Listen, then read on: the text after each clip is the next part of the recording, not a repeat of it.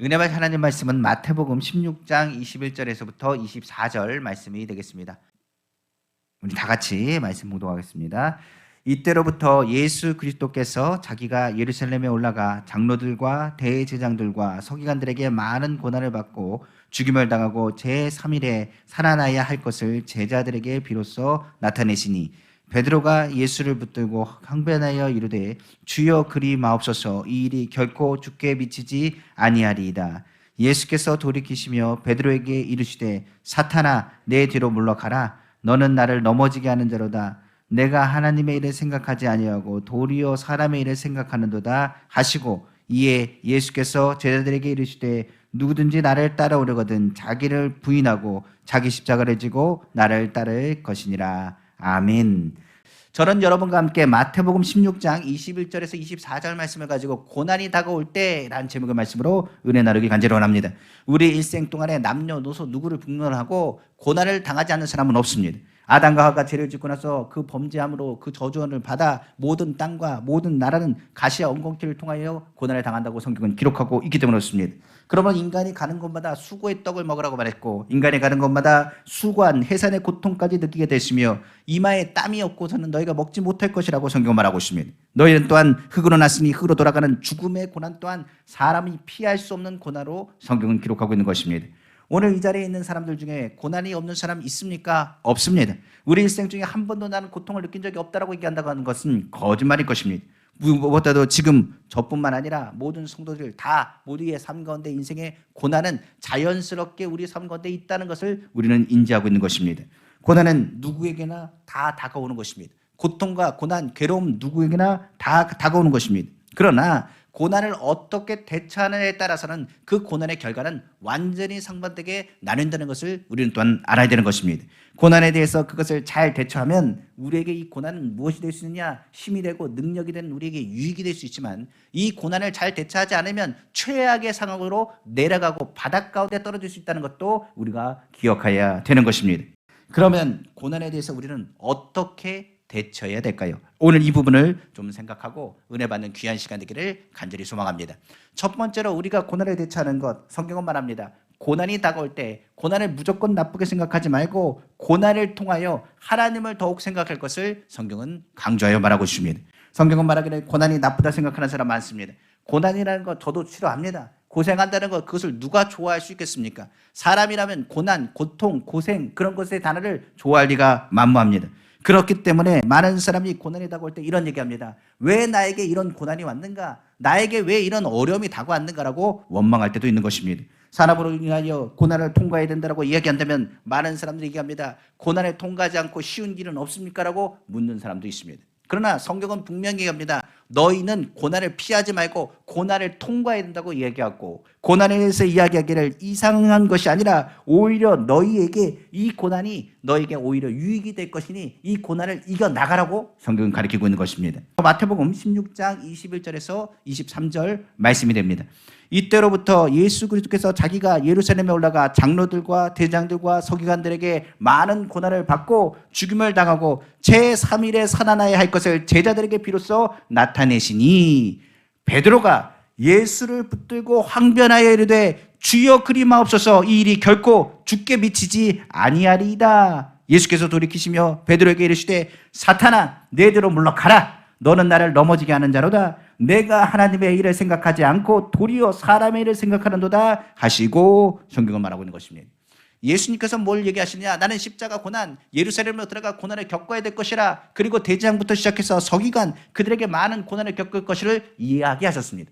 그 예언에 대한 말씀에 대해서 베드로가 항변한 겁니다. 이 고난을 왜 예수님이 당하시려고 합니까? 예수님은 살아계신 하나님의 아들이 아니십니까? 하나님의 아들이신 분이 왜 고난을 당하시고 왜 죽기까지 고통을 당하셔야 됩니까? 이것은 제가 허락할 수 없습니다. 이러시면 안 됩니다라고 얘기한 것입니다.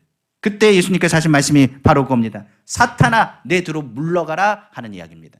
우리가 아는 것처럼 예수님은 하나님의 생각으로 가득 찼기 때문에 이 고난이 고난이라고 생각하지 않았습니다. 이 고난을 통하여 하나님께 이루실 일들이 무엇인지를 기대했던 분이 바로 예수님이었습니다. 고난을 어떻게 받아들였느냐? 당연한 듯 받아들였고, 이 십자가 고난과 예루살렘 들어가는 모든 여정을 당연한 듯 받아들였습니다. 온 인류를 구원하기 위해서 오신 예수님께서는 이 고난을 당하여야만이 우리의 구원에 우리의 죄를 청산하고 십자가를 지셔야만이 구원의 길을 여심을 예수님은 알았기 때문입니다. 그러나 베드로는 그것을 알지 못했습니다.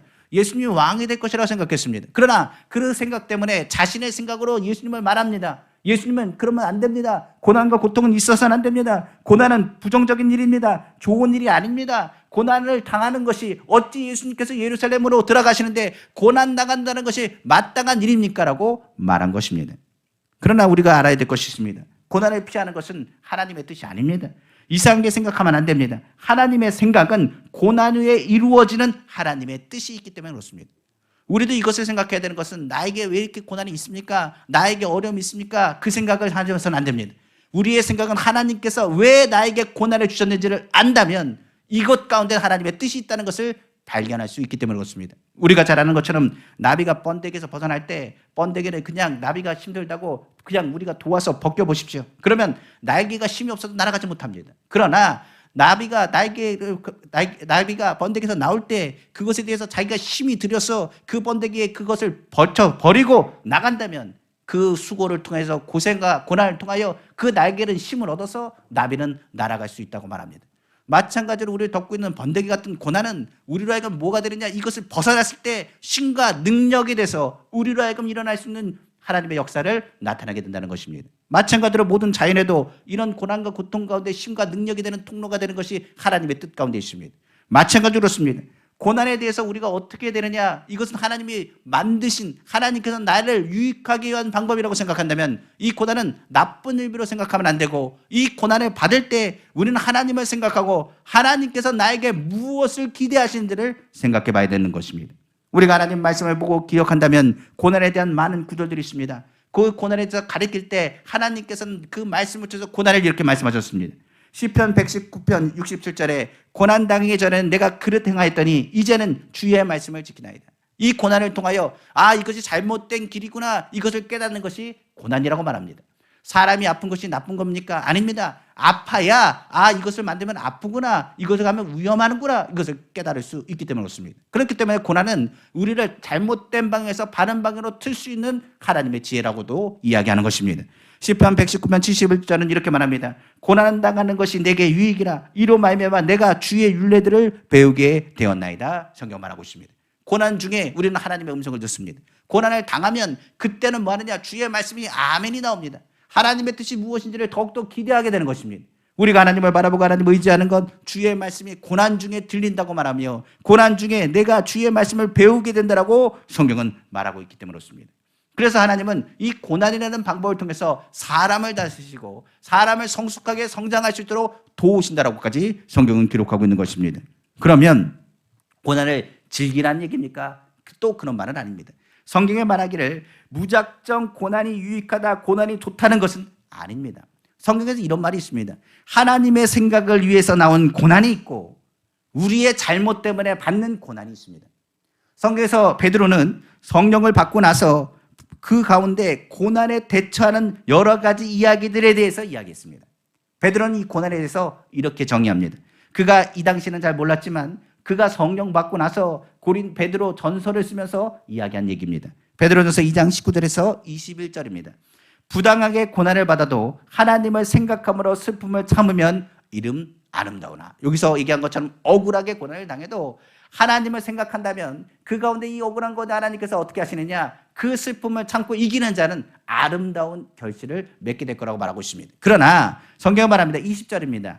죄가 있어 매를 맞고 참으면 무슨 칭찬이 있으리요. 그러나 선을 행함으로 고난을 받고 참으면 이는 하나님 앞에 아름다우니라. 성경 말하고 있습니다.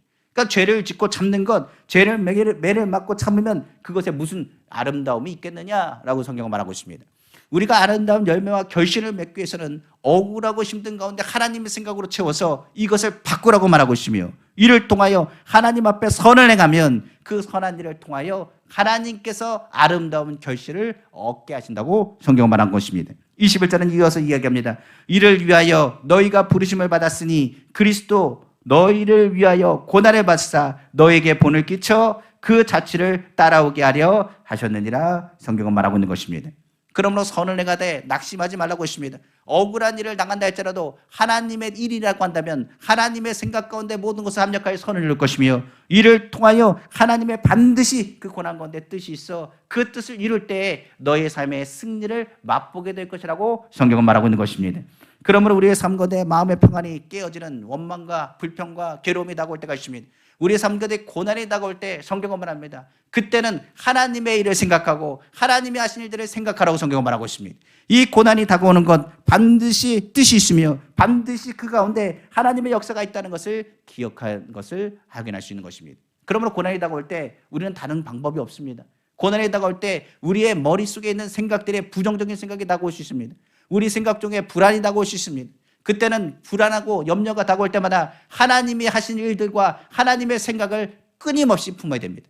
우리를 고난 가운데 두시는 분이 하나님이 아닙니다. 우리를 멀리 하신 분이 아닙니다. 우리를 사랑하시는 분이 하나님이시요, 우리를 위해서 예수 그리스도를 아끼지 아니하고 보내주신 분이 바로 하나님이십니다.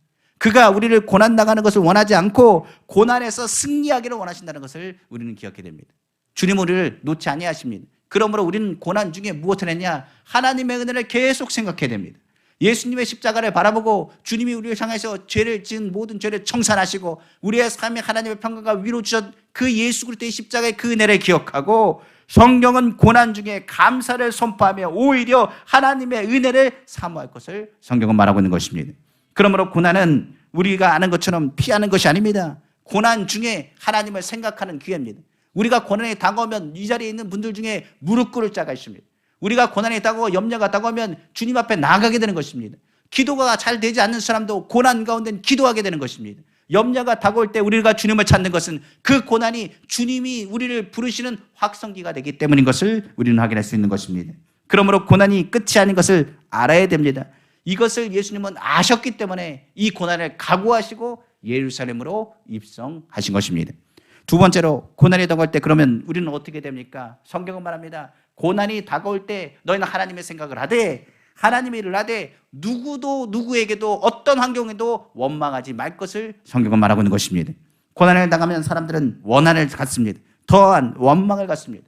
이 고난이 다가올 때 이런 얘기합니다. 사업을 하시는 분들이나 무슨 환경을 할 때 누구 탓하기 바쁩니다. 아버지 탓을 하기도 합니다. 부모 탓을 하기도 합니다. 남편 탓을 하기도 합니다. 아내 탓을 하기도 합니다. 자녀 탓을 하기도 합니다. 누구의 탓을 하기도 합니다. 자신이 잘못했음에도 불구하고 이 모든 일은 누구 때문이더라고 얘기하는 것이 사람의 이야기입니다. 우리가 아는 것처럼 고난당할 때 불평하고 원망하는 사람들의 이야기를 많이 듣습니다. 저한테도 많은 분들이 상담하면 이런 얘기합니다. 저 사람 말을 듣지 말았어야 되는데 내가 문제였다라고. 저 사람이 그 일 때문에 내가 이렇게 됐다라고 이야기하는 분들이 있습니다. 그러면서 얘기하는 것이 뭐냐? 원망과 불평 어조로 이야기하기를, 왜 하나님은 나를 지켜주지 않았습니까? 왜 저 사람 때문에 내가 이렇게 고난을 겪어야 됩니까? 라고 이야기하는 걸 듣습니다. 그러나 우리가 알 것이 있습니다. 고난 중에 원망하는 것은 고난의 더 깊은 늪으로 들어가는 것이요, 그것은 고난은 오히려 우리를 이길 수 있는 승리의 힘까지도 빼앗는다는 것을 우리는 기억해야 됩니다. 늪에 빠져버리면 아무리 허우적거려도 일어날 수가 없습니다. 고난의 늪에 빠진다는 것, 바로 원망하는 일에서 시작된다는 것을 알아야 됩니다. 원망과 불평하면 미움의 쓴뿌리가 생겨서 오히려 고난을 이길 만한 힘이 있었어도 이것을 이길 수 없다는 것을 알아야 되는 것입니다. 그래서 성경은 말하기를 어떤 일에도 원망이나 원한을 품지 말라고 말합니다. 어떤 일에도 누구 탓하지 말라고 말합니다. 오히려 모든 원인과 원망을 하는 것이 아니라 고난 중에는 하나님을 바라보고 나의 모습을 점검하는 것이 굉장히 필요한 것입니다. 성경에는 고난당하는 대표적인 두 사람이 있습니다. 우리가 아는 것처럼 욥이라는 사람이 있고 또 한 사람은 바로 요셉이라는 사람이 있습니다. 욥이라는 사람, 우리가 아는 것처럼 그는 부유한 사람이었습니다. 하나님이 인정한 사람 중에 하나가 바로 욥이었습니다. 그러나 욥은 한순간에 모든 것을 다 잃었습니다. 자녀까지도 잃었던 사람이 바로 욥이었습니다. 건강마저도 잃어서 그런 잿더미 위에 앉아서 기왓장으로 몸을 긁고 있던 사람이 누구였느냐? 바로 욥이었습니다. 세상에서 말했던 많은 고난과 고통 최고의 아래까지 떨어진 사람이 누구냐? 바로 욥이었습니다. 그 아내조차도 말하기를 왜 여기서 있느냐? 하나님을 저주하고 죽어버려라 라고 얘기한 것이 아니었습니다. 그 아내의 말에도 굉장히 힘들고 어려웠을 텐데 아내를 원망하지 않았습니다. 오히려 말하기를, 성경은 이렇게 얘기합니다. 하나님 앞에 원망하는 인생, 원망하며 나아간 것이 아니라 오히려 하나님을 생각하고 그 은혜를 기억했던 사람이 누구냐? 바로 욥이었다고 성경은 기록하고 있습니다. 욥기 1장 20절에서 22절입니다. 욥이 일어나 겉옷을 찢고 머리털을 밀고 땅에 엎드려 예배하며 이르되 내가 모태에서 알몸으로 나왔은즉 또한 알몸으로 그리로 돌아갈지라. 주신 이도 여호와시요 거두신 이도 여호와시니 여호와의 이름이 찬송을 받으실지어다 하고 이 모든 일에 욥이 범죄하지 아니하고 하나님을 향하여 원망하지 아니하니라 성경은 말하고 있는 것입니다. 욥이 뭐하지 않았다고요? 하나님을 향하여 원망하지 않았다 했습니다. 여기 22절에 보면 우리가 집중할 단어가 있습니다. 모든 일이라고 얘기하고 또한 욥이 범죄하지 아니하고로 얘기하고 또한 하나님 향하여 원망하지 않았다는 얘기를 합니다. 모든 일과 원망하지 않았다. 그 안에 뭐라고 되어 있어요? 범죄하지 아니했다는 말이 있습니다. 원망과 불평하는 것은 성경은 말합니다. 이것을 하나님께 범죄하는 건 똑같습니다. 죄를 짓는다는 것을 우리가 얘기할 때 남의 탓하는 것이 죄가 됩니까? 라고 얘기할지 모르겠습니다만 성경에 욥은 이야기했습니다. 누구의 탓하는 것 그 자체가 죄입니다. 성경에 말하기를 하나님 원망하는 것이 죄라 여겼던 욥. 그래서 욥은 하나님께 원망하지 않았습니다. 오히려 하나님을 바라보고 성경은 말하기를 예배하였다라고 성경 말하고 있는 것입니다. 어려울 때, 힘들 때, 고난 중에 그는 예배하며 하나님께 기도했습니다. 하나님은 그 욥을 건지셨습니다. 성경은 말하기를 욥에게 그 고난을 소화시키고 이겼던 욥을 향하여 고난 이후에 더 많은 갑절의 축복과 함께 그를 든든하게 붙잡으셨음을 성경은 말하고 있습니다. 욥은 말합니다. 내가 귀로 듣지 않습니다. 이제 주님을 눈으로 본다고 말했습니다. 성경 요셉은 또 어떻습니까? 요셉은 야곱의 12자녀 중에 하나였습니다. 11번째 자녀로서 특별한 사랑을 받은 사람이었습니다. 아버지의 사랑을 받다 보니 형제들은 시기 질투했습니다. 그리고 요셉을 어떻게 할까를 늘 고민했던 것이 성경에 기록되어 있습니다. 형들을 음식을 가지러 돌바로 나갔던 요셉을 본 형들은 그를 가만히 있지 않았습니다. 그를 구덩이에 집어넣었습니다. 처음에는 죽이로 했지만 루벤이 나와서 얘기했습니다. 우리 형제니 어떻게 죽일 수 있겠느냐? 죽이지는 말고 그를 좀 골탕 먹여보자 생각을 했습니다. 구덩이를 파고 요셉을 그 안에 넣었습니다. 다행히 그 구덩이는 비어 있었습니다. 그렇기 때문에 요셉이 들어가 그 가운데 외치기 시작했습니다. 형들을 향하여 형 그만해, 나 좀 건져달라고 외쳤습니다. 그러나 형들은 듣지도 않았습니다. 오히려 말하기를 이 요셉을 어떻게 할까지 고민하기 시작했습니다. 구덩이에 빠졌을 때 그들은 고민하여 이야기하기 시작했습니다. 그를 다시 건져서 아버지께로 데려가면 분명히 아버지께서 잃을 거야. 그러면 우리가 어떻게 되겠는가 생각하기 시작했습니다. 그 고민하는 차에 상인이 지나갔습니다. 그리고 이야기했습니다. 그냥 요셉이 죽였다 가자. 그리고 상인에게 요셉을 팔기 시작했습니다. 요셉의 인생은 정말 어떻게 할지 모르겠습니다. 요셉은 그 상인들에게 팔려가면서도 형을 불렀습니다. 형들에게 외쳤습니다. 형들 왜 그러냐고, 왜 그렇게 나를 이렇게 못살게 구느냐고, 나 좀 건져달라고, 그만 장난치라고 이야기했을 것입니다. 그러나 요셉의 말은 아무도 듣지 않았습니다. 형제들은 돈을 받고 요셉을 상인에게 팔았습니다. 상인은 그를 또한 보디발 집에 팔았습니다. 보디발 집에 팔려 종살이했던 요셉, 성경은 말하기를 요셉이 얼마나 억울했는지에 대해서 표현하고 있습니다. 그럼에도 요셉은 그 자리에서 어떻게 했느냐, 열심히 그 맡겨진 일들을 감당했습니다. 요셉이 그곳에 인정받고 이제 좀 살만하다 싶었습니다. 그런데 그때 보디발의 아내가 또 요셉을 부르기 시작했습니다. 요셉은 그곳에서 그 자리를 피했습니다. 요셉은 누명을 썼습니다. 그리고 그는 시위대 감옥에 갇혀 썩어져 가기 시작했습니다. 성경에 말하길 감옥은 아무것도 빛이 들어오지 않습니다. 감옥에 들어가면 나올 수 있는 방법이 없습니다. 감옥 가장 밑바닥에 떨어진 요셉, 그 세월을 몇 년이나 겪었느냐? 그가 팔려간 지 바로 13년이라는 세월 동안 그는 고난을 겪어야 됐다고 성경은 말하고 있습니다. 그 13년의 세월이 긴 시간입니다. 짧은 시간이 아닙니다. 그 가운데 끊임없는 고난을 겪는 요셉에 대해서 성경은 기록하고 있는 것입니다. 그런 13년 동안 그는 무슨 생각을 했겠습니까? 아마도 저 같았으면 그랬을 것입니다. 형들이 나를 팔았기 때문에 형들에 대한 원한을 삼았지 않았겠습니까? 아마도 그 가운데 원과 불평, 원망부터 시작했을 것입니다. 내가 왜 형제들에게 이런 고난을 당해야 되는가? 내가 형들이 나를 팔아서 지금 감옥에 떨었다 생각했을 것입니다. 아마 보디발 아내도 생각했을 것입니다. 내가 그동안 주인에게 얼마나 충성했는데 어떻게 나에게 이럴 수가 있느냐라고 얘기할지 모르겠습니다.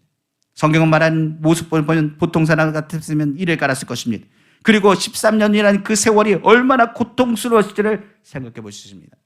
억울했을 것입니다. 정말 괴로웠을 것입니다. 그 고난을 이길 수 없었을 것입니다. 13년의 세월이 지난 후 하나님의 은혜 가운데 요셉은 총리가 되었다고 성경은 말합니다. 총리가 되었을 때 전국의 모든 가뭄이 모든 것을 덮었습니다. 그때 가나안 땅에서 온 요셉의 형들이 동생인 줄 알아보지 못하고 요셉 앞에 와 엎드려 먹을 것을 구걸했습니다. 요셉은 형들을 알아봤습니다. 그리고 그들을 향하여 먹을 것을 내주었습니다. 그리고 나서 아버지를 불러 모이게 하고 형제들에게 자신이 요셉인 것을 알렸습니다. 그리고 나서 아버지와 형제들이 극진하게 대접했습니다. 고센도로 불러서 잘 먹고 잘 입고 잘 살게 해주었습니다. 시간이 흘렀습니다. 이제 야곱이 죽게 되었습니다. 이 죽게 되는 그 모습에 형들은 두려움이 발칵 났습니다. 왜 그러냐면 아버지 때문에 우리를 요셉이 돌봐줬다라고 그들은 생각했기 때문에 그렇습니다. 아마 요셉은 칼을 갈고 있을 것이다. 요셉은 원한에 사무쳐 있을 것이라고 그들은 생각했지 모르겠습니다. 그들은 앞서서 요셉에게 가서 무릎을 꿇었습니다. 그리고 말하기를 우리는 당신의 족입니다. 당신이 했던 일들, 그러나 아버지가 마지막 유언했던 말씀을 기억해줘서 우리를 좀 돌봐주시고 우리에게 악을 행하지 않았으면 좋겠습니다라고 사정하기 시작했습니다. 요셉은 눈물을 흘리며 형제들을 향해서 이렇게 얘기했습니다. 바로 창세기 50장 19절에서 21절입니다. 요셉이 그들에게 이르되 두려워하지 마소서. 내가 하나님을 대신하리이까.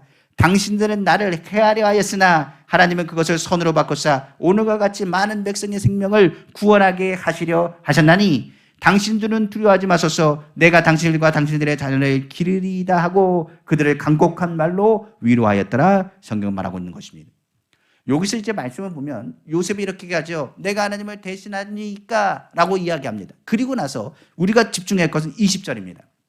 20절의 말씀에 당신들은 나를 뭐하려 했다고요? 해하려 하였으나 라고 성경을 말하고 있습니다. 그러니까 요셉이 무슨 얘기입니까? 13년 동안 형들이 자기를 죽이려 했던 것부터 해서 그런 것을 기억 안 했다? 아닙니다. 기억했다는 걸 말합니다. 아버지 그날이 생생했을 것입니다. 자기를 구덩이에 집어넣었던 그날이 생생했을 것입니다. 그러니까 요셉이 있었던 성경은 말합니다. 나를 죽이려고 했던 것을 내가 압니다는 얘기입니다. 모른다는 게 아닙니다. 그냥 넘어가야지 그런 얘기가 아닙니다. 이것을 안다는 얘기입니다. 그런데 성경은 뭐라고 얘기합니까? 나를 해하려고 하면 내가 압니다. 그러나 이것을 뭘로 바꾸셨다고요? 하나님의 생각이 하나님의 일이라고 생각하니까 이것을 어떤 일로요? 선한 일로 바꿨다는 것을 의미합니다.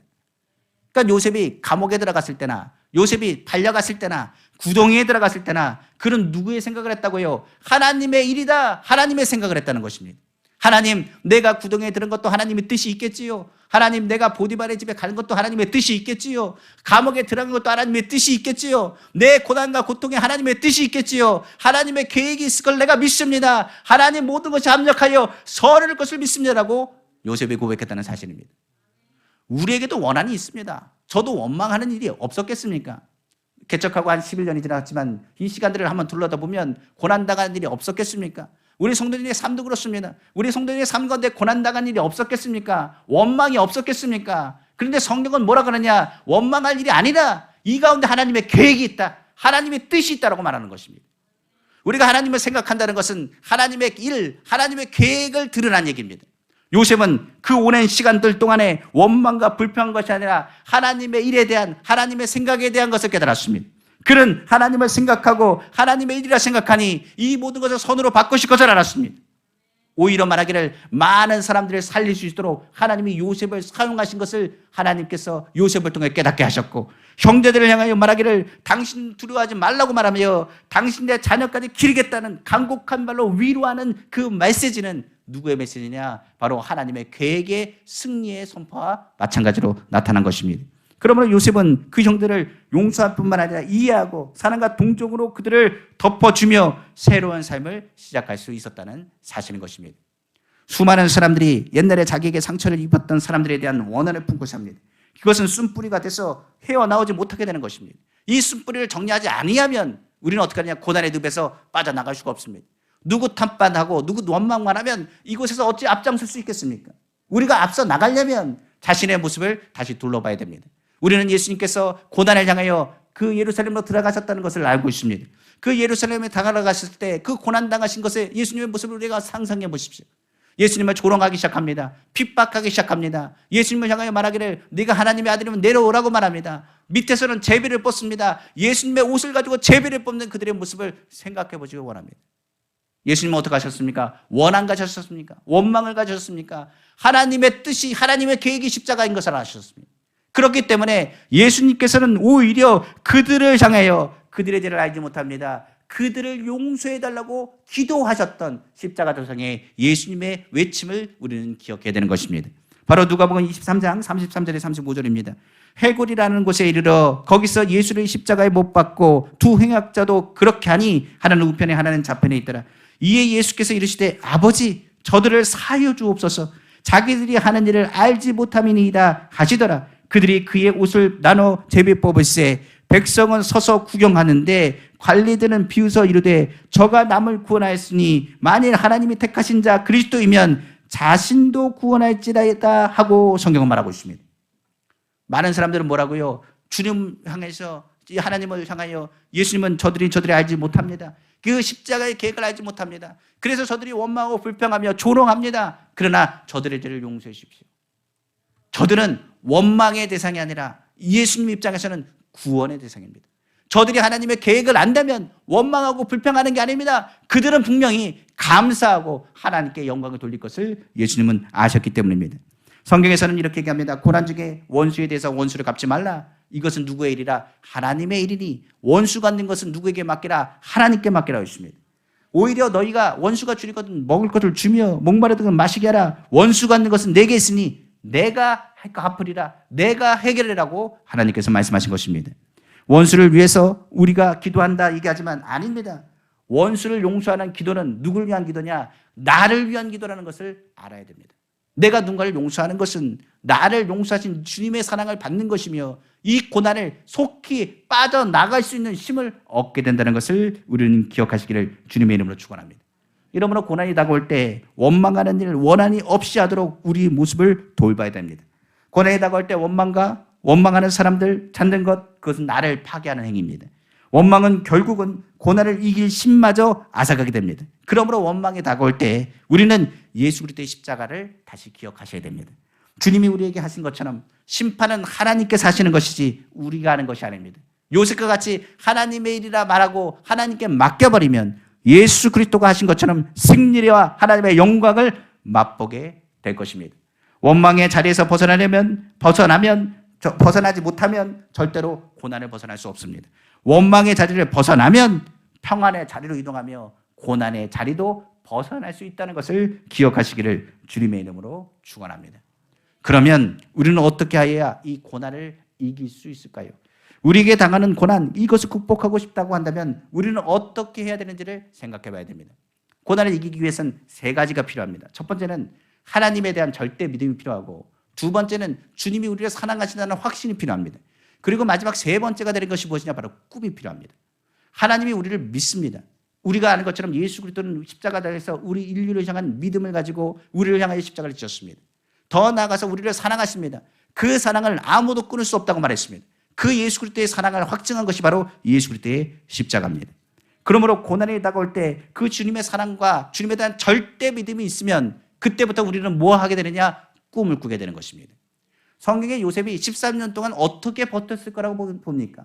13년 동안 그가 버틴 것은 다른 것 때문에 버틴 게 아닙니다. 이 꿈이 13년을 버티게 한 겁니다. 자신에게 꿈이 있었기 때문에 그가 꿈꿨을 때 해와 달과 별들이, 형제들의 돌들이 나에게 절하더이다. 아버지의 볕단과 그리고 형제들의 볕들이 내게 절하더이다. 이 꿈이 무엇인지 그는 알지 못했을 것입니다. 그러나 하나님의 계획 안에 있다라고 믿는다면 그 계획 안에서 그는 꿈을 꾸고 그 꿈을 바라봤을 것입니다. 그가 고난에 나갔을 때도 그 꿈을 놓지 않았습니다. 하나님이 나를 인정하신다. 하나님이 내 꿈을 반드시 이루어 주신다. 하나님이 나를 사랑하신다. 하나님이 나를 붙잡아 주신다. 그는 끊임없이 입술로 조아렸을 것입니다. 한번 요셉을 생각해 보십시오. 13년입니다.